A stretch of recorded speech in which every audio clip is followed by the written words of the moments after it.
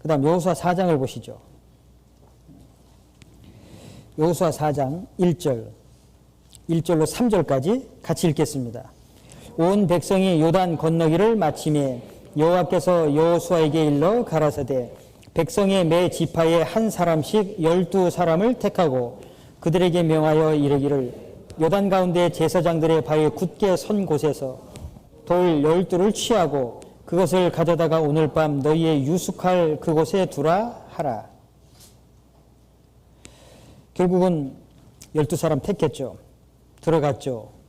돌 12개를 가지고 나왔죠. 자, 이 말씀이 여호수아 4장 내용입니다.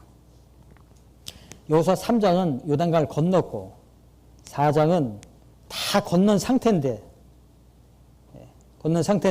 법궤를 맨 제사장들은 나오지 않았어요. 계속 그 요단강 가운데 법궤를 맨 채 굳게 서 있었어요. 다 건넜는데 12사람을 택해서 다시 들어가서 12개 돌을 가지고 오라는 거예요. 어떨 것 같습니까? 쉬운 일이었을 것 같아요. 아니 그러면 처음부터 말씀을 하시지. 처음부터 말씀을 하시면 지나가는 길에 돌 가지고 가면 되잖아요. 아주 간단하죠. 그런데 다 건넜는데 12사람을 택해서 다시 들어가라는 거예요. 그리고 그 돌을 어깨다가 메고 가지고 오라는 거예요. 세상적으로 보면은 일을 참 복잡하게 하는 거예요. 그러죠? 세상에서는 이 일을 간편하고 빠르고 효과적인 방법을 선택하잖아요. 그런데 다 건넜는데 다시 또 들어가라는 건 또 뭐예요? 그런데 중요한 건 불평하지 않았다는 거예요. 아시겠죠? 중요한 건 불평이 없었다는 거예요. 그래서 다시 들어갔어요. 12개 돌 어깨다 메고 가지고 나왔습니다. 자, 다시 들어가라 그랬잖아요. 그러면 다시 들어가라고 했을 때 왔던 길을 다시 가야 돼요. 그런 번거로운 일이었어요. 근데 불평하지 않았다는 거죠. 여기서 다시 들어가라는 이 말씀에서 여러분들 그동안 배웠던 말씀들 중에 생각나는 말씀 혹시 있으세요? 다시 들어가라. 왔던 길을 다시 가라는 거예요. 생각나는 말씀 있으세요? 신약 성경에 있는데. 사복음서에, 누가복음에. 다 알려드렸는데. 누가복음에 보면 밤새도록 물고기를 잡으려고 했지만 못 잡았잖아요. 그러니 그 다음날 새벽에 이제 그물 정리하고 배 정리하고 피곤한 몸에 집에 돌아갈 것이었는데 다시 깊은 데로 가서 그물을 내리라 그랬죠. 내가 말씀을 의지하여 갔잖아요. 예, 다시 들어가라는 거예요. 불평이 없었다는 거죠. 베드로가 그랬어요. 다시 갔어요. 그물을 내렸어요. 많은 물고기를 잡았죠. 자, 이 사건이 여호수아 4장에 기록되어져 있습니다. 그런데 또 한 가지 아셔야 될 것은 다시 들어가서 그 돌을 가지고 나오기까지 법궤를 메고 있는 제사장들은 그때까지도 계속 있었어요. 다시 말씀드리면 법궤를 맨 제사장들에게 명령을 내려서 오라. 그 말이 있기까지 계속 법궤를 맨 상태로 요단강에 서 있었어요. 그래도 그들은 불평이 없었어요. 힘들다는 것 말하지 않았습니다. 그런 것 의미가 담겨져 있습니다. 여기 10절, 4장 10절. 궤를 맨 제사장들이 여호와께서 여호수아에게 명하사 백성에게 이르게 하신 일, 곧 모세가 여호수아에게 명한 일이 다 마치기까지 요단 가운데 섰고 백성은 속히 건넜으며 11절 모든 백성이 건너기를 마친 후에 여호와의 궤와 제사장들의 백성의 목전에서 건넜으며 17절 여호수아가 제사장들에게 명하여 요단에서 올라오라 하매 여호와의 언약궤를 맨 제사장들이 요단 가운데서 나오며 그 발바닥으로 육지를 밟는 동시에 요단물이 본 곳으로 도로 흘러 여전히 언덕에 넘쳤더라. 명령이 내리기까지 법궤를 맨 채로 요단강 가운데 있었습니다. 어땠을 것 같습니까? 언젠가 기회가 되면 이거 직접 한번 시행을 해보시죠. 청년회에서. 예? 우리나라에 강도 많은데 강 하나를 딱 선택해가지고 한번 해보는 거예요. 예? 제사장들을 딱 이렇게 뽑아가지고요. 예. 법궤를 메고 법궤를 한번 만들어 보는 거 실제. 예? 그래서 무겁겠죠. 돌판이 들어갔을 테니까. 예. 만나를 담은 금 항아리도 있었겠고. 예. 좀 무거웠을 거예요. 실제 해보세요 한번. 예. 그래서 한번 법궤를 낸 상태에서 예. 우리 청년회가 다 건너고요. 예? 다 건너고 그런 상태에서 계속 법궤를 메고 있는 거예요. 만약에 여호수아가 잊어먹었으면 어떻게 했을 뻔했을까? 예? 올라와라라는 것을 잊어먹었으면. 예, 그때까지 법궤를 메고 있는 겁니다. 그러니 얼마나 무거웠겠어요. 힘들었겠어요. 여러분들 어깨다 메지 않고 그냥 이 빈 몸 상태로 서 있는 것, 그것도 시간이 지나면서 힘들죠. 미국에서 아이들 교육시킬 때 이 벌을 내릴 때 하는 방법이 있습니다. 이 하얀 벽이 있으면 하얀 벽을 이렇게 딱 쳐다보게 해요. 약 10cm에서 20cm 딱 떨어진 상태에서 두 팔을 들고 다리 하나 딱 들고 서 있게끔 합니다. 그러면 쉬울 것 같으죠. 아이들은 10분을 못 버팁니다. 하얀 색깔 앞에서 두 팔을 들고 발 하나 딱 들고 있는 거예요. 이게 정신적 스트레스가 굉장히 많습니다. 나중에 한번 끝나고 나면 한번 해보시죠. 예. 굉장히 힘듭니다. 그런데 중요한 건 불평이 없었다라는 겁니다. 우리가 신앙생활하면서 원망, 불평, 비판, 정죄라는 것이 늘 따라다니죠. 왜 그럴까요? 힘들다고 생각하니까. 그러죠? 그런데 법궤를 맨 제사장들 생각해 보면 불평하지 않았어요. 조금 전에 우리가 배웠던 것처럼 다시 들어가서 12개 돌을 가지고 와라. 그 사건에서도 불평이 없었어요. 이런 교훈이 담겨져 있습니다. 자, 그 다음에 또 한 가지 18절 중간을 보면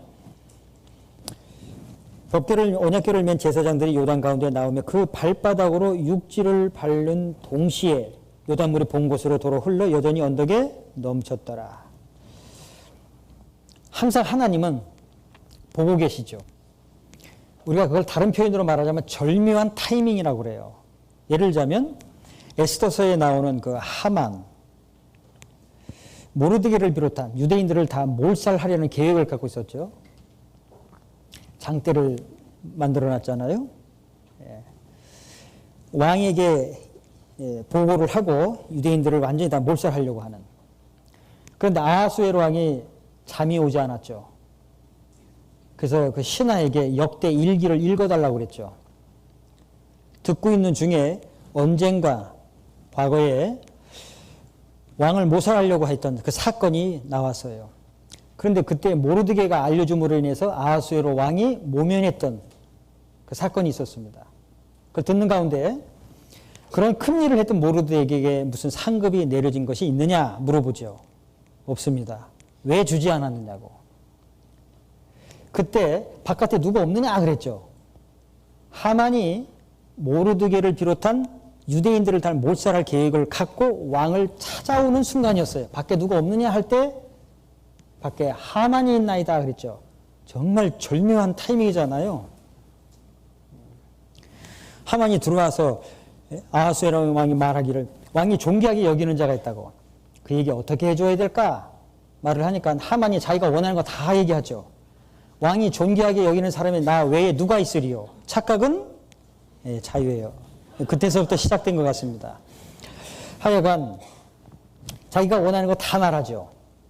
왕복을 입혀주시고요. 왕이 타는 말 위에 태워서 온 동네를 다니면서 왕이 존귀하게 여기는 자요. 그 앞에 다 부복하시오. 아하수에로 왕이 듣고 난 다음에 모르드게에게 그렇게 하라 그랬죠. 하만의 마음이 어땠을 것 같습니까? 열받았을 거예요 아마. 그래서 왕복을 입히고 왕이 타는 말 위에 태워서 온 동네를 다니면서 왕이 존귀하게 여기는 자요. 그 앞에 다 부복하시오. 그것을 우리가 다른 말로 절묘한 타임이다 그러는 거예요. 하나님 다 아시죠. 보고 계시죠. 듣고 계시고. 여기 육지를 밟는 동시에 요단물이 원래대로 흐르도록 하게 하신 하나님. 이런 하나님이라는 거예요. 시편 94편 9절에 그런 말씀이 있습니다. 귀를 지으신 자가 듣지 아니하시냐. 눈을 지으신 자가 보지 아니하시느냐. 보고 있고 듣고 있고 알고 계시죠. 육지를 밟는 그 순간에 물이 다시 흐르도록. 이런 하나님의 섭리가 여기 여호수아 4장에 설명되어져 있습니다. 자, 그 다음에 12돌을 가지고 왔죠. 20절 말씀. 여호수아가 그 요단에서 가져온 12돌을 길갈에 세우고 어디에 세웠다고요? 다시 한번 묻겠습니다. 어디에 세웠다고요? 어디요? 네, 길갈. 외워두십시오. 길갈에 12돌을 세웠습니다. 21절. 왜 세웠을까? 이스라엘 자손들에게 일러 가로되 후일에 너희 자손이 그 아비에게 묻기를 이 돌은 무슨 뜻이냐 하거든 너희는 자손에게 알게 하여 이르기를 이스라엘이 마른 땅을 밟고 이 요단을 건넜음이니라. 너희 하나님 여호와께서 요단물을 너희 앞에 마르게 하사 너희로 건너게 하신 것이 너희 하나님 여호와께서 우리 앞에 홍해를 말리시고 우리로 건너게 하심과 같았나니 이는 땅의 모든 백성으로 여호와의 손이 능하심을 알게 하며 너희로 너희 하나님 여호와를 영원토록 경외하게 하려 하심이라 하라. 왜 12돌을 가져오게 했느냐? 이유가 뭐냐? 하나님이 이런 능력을 베풀어 주셨다. 그래서 우리가 홍해도 건넜고 요단강도 건넜다. 그러니까 그 후손들에게 믿음이 이어지도록 하나님을 계속 경외하도록 하기 위한 목적이었다라는 겁니다.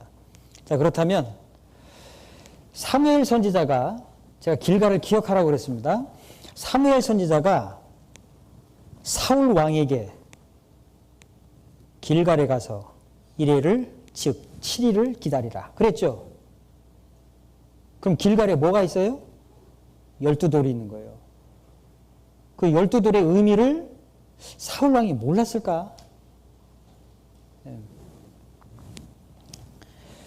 예, 하나님이 어떤 분이라는 것이 증거되는 것이 길갈에 12돌로 있었어요. 길갈에 가서 7일을 기다리라. 7일 동안 뭘 생각했을까? 길갈에 12돌이 있는데. 그러니까 사울 왕은 과거에 행하셨던 하나님의 그 능력을 생각하는 시간을 갖지 못했던 것 같아요. 어리석었죠. 예. 자, 그래서 길갈을 기억하시라고 말씀을 드렸습니다. 그리고 그 12돌로 인해서 후손들도 계속 하나님을 알고 경외하도록. 그러죠? 여러분들 신명기 6장에 보면 네 자녀들에게 부지런히 가르치라. 길에 있을 때인지 누울 때든지 일어날 때이든지 하나님을 가르치라고 그랬잖아요. 그렇습니다. 왜 12돌을 세워놨느냐?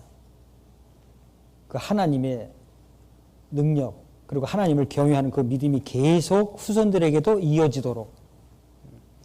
자, 우리도 계속 말씀을 배우죠. 후손들에게 가르치죠. 자녀들에게 가르치고 그 하나님을 계속 배우고 믿음을 가질 수 있도록 하는 겁니다. 그런 의미가 담겨져 있죠.